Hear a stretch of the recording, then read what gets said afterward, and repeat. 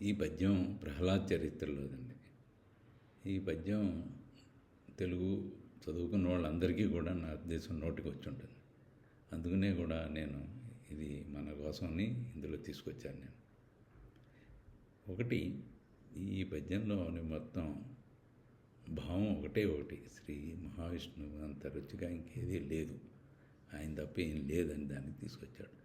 మందార మకరంద మాధుర్యమునదేలు మధుపంబువవునే మదనములకు నిర్మల మందాకిని వీచికిలతో గురాయంత చనునే తరంగిణులకు లలిత రసాల పల్లవ కాదియే చొక్కు కోయిల జేరునే కుటజములకు పూర్ణేందు చంద్రికా స్ఫురిత చకోర కంబరుగునే సాంద్ర నీహారములకు అంబుజోదర దివ్య పాదారవింద చింతనామృతపాన విశేషమత్త చిత్తమేరీతి నితరంబు జేరనేర్చు వినుత గుణశీల మాటలు వేయునేలా.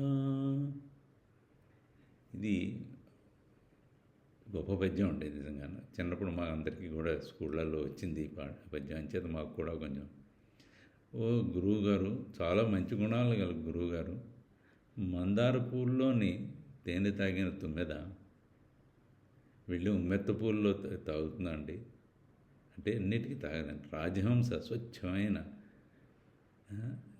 స్వచ్ఛమైన ఆకాశగంగలో నదిలో విహరించిన తర్వాత ఈ వాగులు వంకల దగ్గరికి వెళ్తుందండి. తీపి మామిడి చెట్లు లేత చిగుళ్ళు తిని పులకించిన పోయిన కోకిల కొండమల్లెల వైపు వెళ్తుందా? వెళ్ళదు కదండి. చకోరు పక్షి పండు వెన్నెల్లో విహరించడానికి ఇష్టపడుతుంది, కానీ దట్టమైన మంచున్న చోట విహరిస్తుందండి, దానికి మనసే ఉండదు. అలాగే శ్రీ మహావిష్ణువు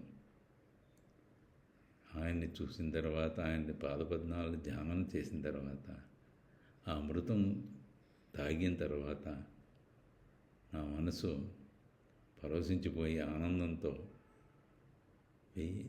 ఎటు పోతుందండి, ఇంకెక్కడికి పోతుంది? ఇది 1000 మాటలు ఎందుకండి? హరి మీద భక్తి ఉన్న వాళ్ళకి, హరి పాదాల మీద భక్తంతో ఏ ఇతర విషయాల మీదకి పోదు. ఇది ఈయన గురుగారికి చెప్పాడు. చెప్పిన తర్వాత ఇది మూల భారతంలో లేదండి, వేదవ్యాసుడు రాసింది.